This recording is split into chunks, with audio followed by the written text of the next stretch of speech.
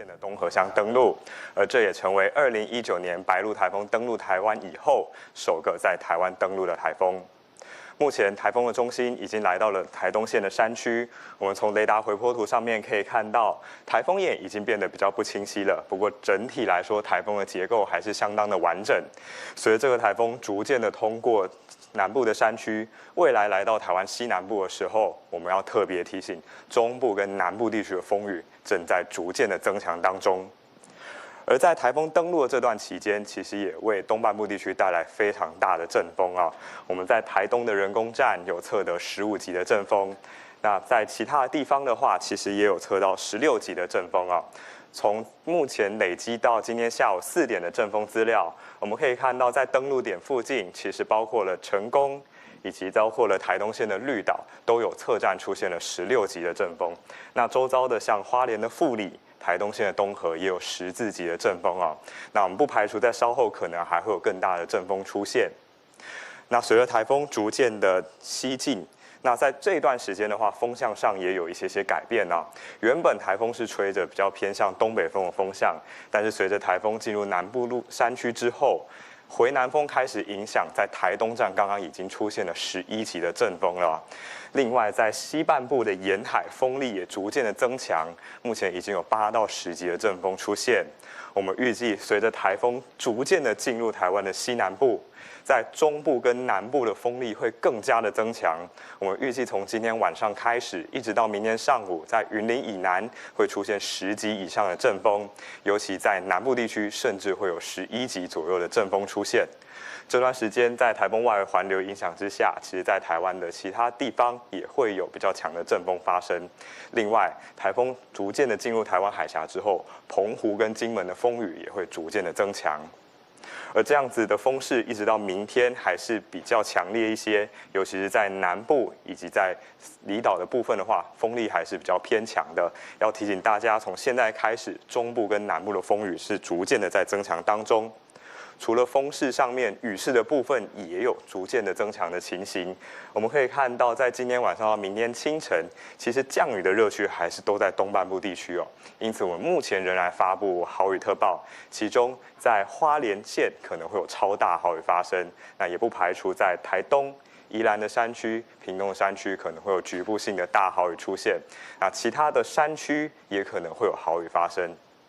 而随着台风进入台湾西南部，我们也可以发现，在南部地区、澎湖地区的雨势也逐渐的增强。我们不排除在这一段时间，南部可能会有大雨或豪雨出现。因此，在这一段时间，每个地方的风雨的情形的话，我们帮大家总结一下哦。东半部的话，目前风雨还是持续当中哦，尤其有些地方有大豪雨甚至超大豪雨持续，因此要持续的严加戒备。接下来则是中部、南部跟澎湖地区，入夜之后风雨会明显的增强，而且可能会持续到明天。北部跟金门、马祖的部分，则还是有些间歇的阵风跟间歇的大雨，要提醒大家特别留意。而明天在台风进入台湾海峡南部之后，金门的风雨也会逐步的增强。那我们最后用台风的潜势预报图来看未来几天台风路径的变化哦。我们预计这个台风在随后持续的往西移动，有机会在今天的晚上从台南附近进入台湾海峡南部。而到了4号跟5号这一段时间进入海峡南部之后，速度会变得比较缓慢一点点，因此整体影响了台湾附近天气的时间，可能大概会落在4号到5号的时间。而至于各地区的风雨的程度，只要是台风的移动的快慢，另外是台风减弱的状况而定。所以，目前还是台风侵袭的时间，请大家还是要多留意台风的资讯，并且做好防台的准备。以上是下午的台风说明。